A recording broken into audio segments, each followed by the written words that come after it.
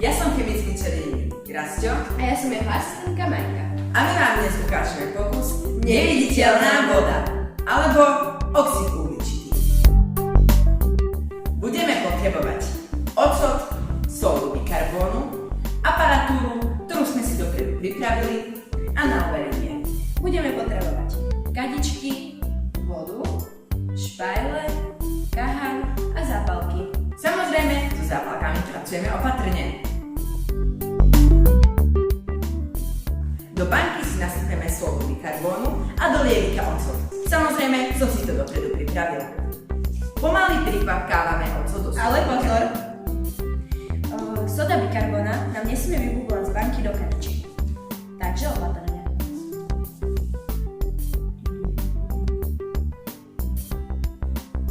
Buble. Myslíte, že to bude tá voda?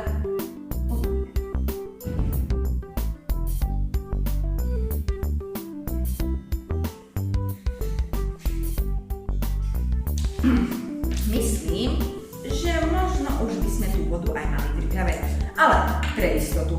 Zatiaľ moja asistentka pripraví kahan.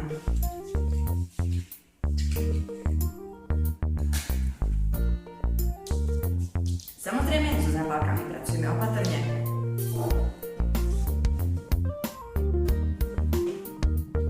No, myslím, že také optimálne množstvo neviditeľnej vody.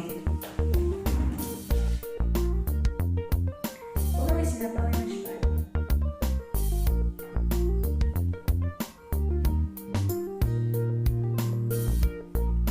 A teraz akurát zistíme, či naozaj je to neviditeľná voda.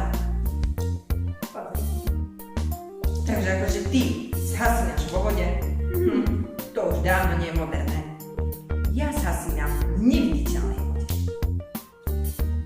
Ale ja si môžeme prebrať.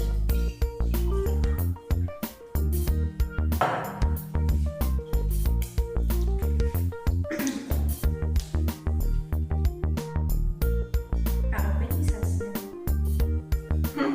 Ak je to voda, čo verím, tak si tu ju môžem taktiež preliať.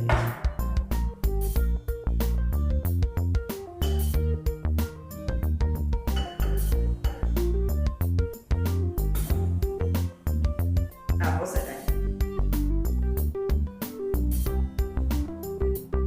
Jasne. Takže to samozrejme musí byť voda. Ja vás len trochu vyvediem z omylu. Je to oxid uhličitý.